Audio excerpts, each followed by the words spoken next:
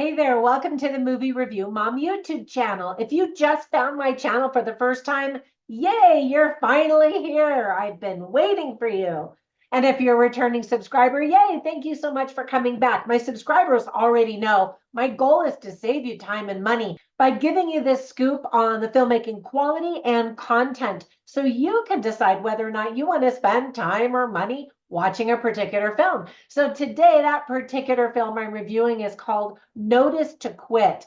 This comedy slash dramedy, releases in theaters on Friday, September 27th, 2024. The film is rated PG-13. It's an hour and 31 minutes, and my overall movie review mom grade is probably about a C. Now, let me explain why. I'll give you an overview in a nutshell, and then I'll point out things I liked, things I didn't like, tips for parents, themes worth talking about if you watch this with other people, funny lines, interesting lines, and then we'll finish up with recommendations for other films that are sort of similar that you might also really like. Sound good? All right. So in a nutshell, the story is about an out-of-work actor who is struggling as a New York City realtor. His world crashes down on him when his estranged 10-year-old daughter shows up unannounced on his doorstep in the middle of his eviction.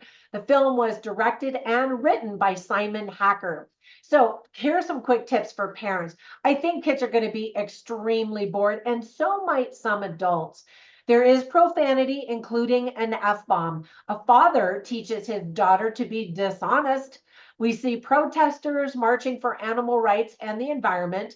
Now, I'm not saying that's a good thing or a bad thing. I'm just letting you know the content. So if you are a parent and you choose to watch this with kids, you know that that might be good fodder for conversations. And then we also see crude graffiti images on billboards. Some of the themes that are illustrated very well are parenting, responsibility, dishonesty, childhood, and family. So when it comes to the list of things I like, it begins with Michael Zegan. I just thought he was really great in the TV show, The Marvelous Mrs. Maisel. Did you ever see that? If you did, you'll really enjoy his performance in this role. Now, the character's different, and a total disaster, but I think he played it very well. The rest of the cast also does a great job creating very colorful characters too, and includes Casey Bella Suarez, Isabel Araiza, Eric Berryman, Robert Klein, Michelangelo Covino, Jaime or Jamie Cervallos, and Victor Verhege. I don't know if I'm pronouncing any of those names correctly. This movie will make you feel better, I think, about your own life because everybody's a disaster in this movie. But when I say disaster, I mean really struggling with life and work and finances and relationships and all of that. New York and its insane real estate prices are featured and highlighted in the film, which is the backdrop and the reason why I think so many of these characters are struggling financially. New York City is expensive.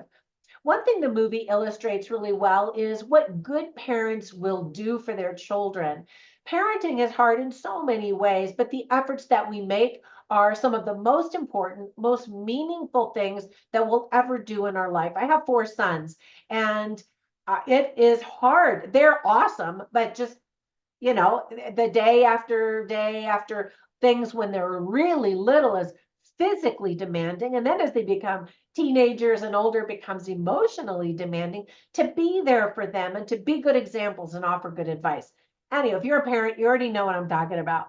Now, here's just a few things of some of the things I didn't like or thought could have been done better or differently. For example, I thought the movie was a true slog to sit through. I didn't like the protagonist at all.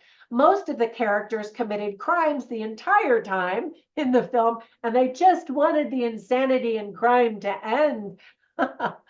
Based on the protagonist's history, there is no real promise or hope that he is going to change. I prefer movies that actually show more character growth. Now, there is some, but again, there's nothing that really convinced me that he was going to change dramatically and everything would be okay. And so, for what it's worth. Whenever I watch movies, I write down the funny lines and the interesting lines simply so you can get a taste of the script writing and dialogue. And you can see them all on my written review at moviereviewmom.com. I didn't write down any funny lines because there wasn't anything really noteworthy, even though the characters are put in these funny situations. But I did write down some interesting lines. So, for example, Anna, who's played by Casey Bella Suarez, she says, and then she swears in this actually. So I'm just going to bleep it out. But she says, you could bleep about things or you could do something. And then the woman, the actress who plays the ex-wife's name is Isabel Araiza. And she says, just because you had a baby doesn't make you a dad. And she is speaking to her ex at the beginning of the movie, who has been basically an absentee father. And now she's moving out of state. And he all of a sudden realizes, wait a minute, I could lose my daughter. I could lose, well, he already did lose legal custody of her, but he realizes he wants to have a relationship with her. And anyway, and then the whole movie ensues. Now, whenever I watch movies, I instantly think of other films that are sort of similar that you might also enjoy. And so I wanted to recommend these. These are father-daughter, well, two of them are father-daughter movies. One is a father-son movie. So the first one is called Leave No Trace. It's a really thought-provoking, intimate look at a veteran in the United States who doesn't want to live in society, but he does need help from the VA. And he's trying to raise a daughter all by himself out in the middle of the woods. It's really well done. And I did a movie review of it, so you can watch that one. A more recent one is called On the Rocks, and it is a father-daughter, adult daughter-father relationship and how problematic it can be. But it's also very well done. Great acting in both of these. And then the last one is a father-young son relationship about a homeless man living on the streets, trying to care for his son as a single dad. And it stars Will Smith and his son in real life. And it's just lovely. It's called The Pursuit of Happiness. All right, that's it. Thanks for spending a few minutes with me. When you get a minute, go visit me on social media. I'm pretty much everywhere. Visit my Instagram page as Movie Review Mom, but you can also find me as Trina Boice, where you can learn about my books, my online courses, my products, and my other shenanigans. Have a fantastic day, and I'll catch you in the next one. Bye for now.